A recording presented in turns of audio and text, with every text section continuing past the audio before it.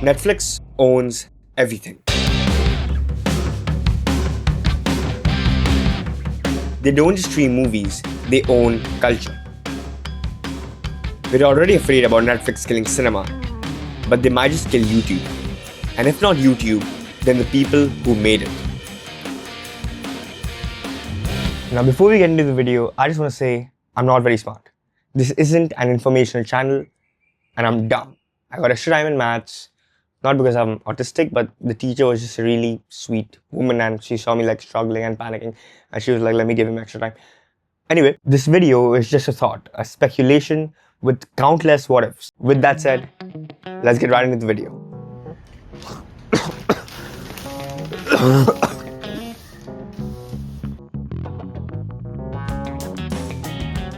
Now I don't want to get too analytical, but these are some of the companies that Netflix has bought over the years. And these are some of the shows and titles that used to stream somewhere else until Netflix bought rights to stream them exclusively on Netflix. And besides those, they have their own shows, which are some of the biggest shows in the world. And then there's their most recent offer to acquire Warner Bros. For $72 billion. My point is that they be spending. They're just godfathering around, making offers. People can't refuse. They're low-key in debt. But then there's YouTube.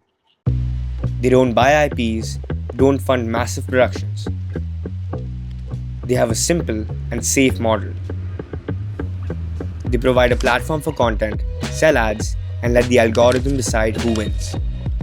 And hopefully, I'm winning right now. But the point is, there's no risk. If a video flops, they lose nothing. But if a video does well, they win big. All these years, YouTube has been playing it safe.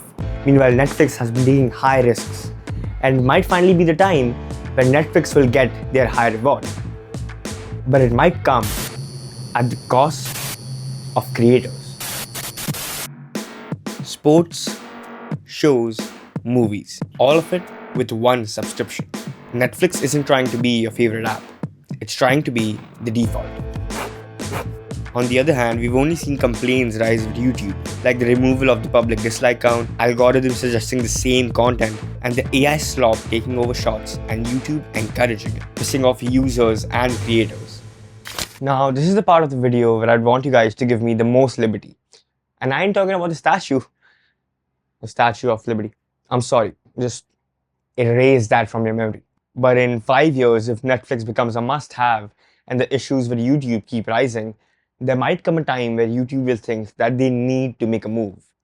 But what will that move be? You tweeted something about you wanted to test what you do on a streaming platform, and then you tagged a bunch of streaming platforms, which I loved. Why do you want to do that? Like, why do you want to take what you do and put it on a streaming platform? There's a lot of people that use Netflix that don't watch YouTube, and so it'd be cool just to like make content for them and also just like test our limits. Like, I do think a lot of people are like, oh, well, he's just good at gaming the YouTube algorithm. So I'd love to like, you know, jump to a new format, just quickly crank out, 10 episodes. I have a great idea, like the largest game show in history with the most contestants in history, with the largest game show prize in history. And I know we could crush it.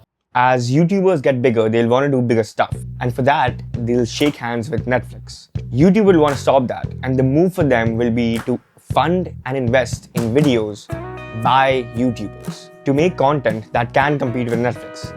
And it doesn't just have to be Mr. Beast game shows where he has $1 million and there are people who have to bury themselves alive to win. No, there are a lot of creative people on YouTube that are striving with the end goal of making a movie. And maybe this is how their dreams can come true. But while some YouTubers will be achieving their dreams, others might end up getting theirs crushed.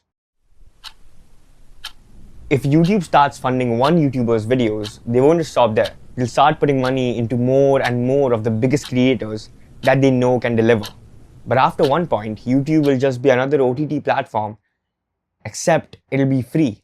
With YouTube always pushing the content they fund to get their returns, our feeds would be full of polished, YouTube-produced content, and we'll probably click it because it'll just be better content. But in all the funding and investing, we lose YouTube. And more importantly, YouTubers. Or at least my definition of them. For me, YouTube was always the platform where a random kid in his bedroom could fuck around, put in an effort, but fuck around, and unknowingly build an audience that likes to see him fuck around. And when he left the bedroom after 5 years, he'd have an audience that are waiting to meet him and wanting to be like him. And we might just lose that, and YouTube will be like Hollywood, where it's gate kept and it's not that easy to be a top guy. But hey, everything I just said is a theory by me, and I'm dumb. So everything I just said probably, hopefully, won't happen. So we're good. Yeah, I think we're good. That's the moral of the video. We might be good. Yeah.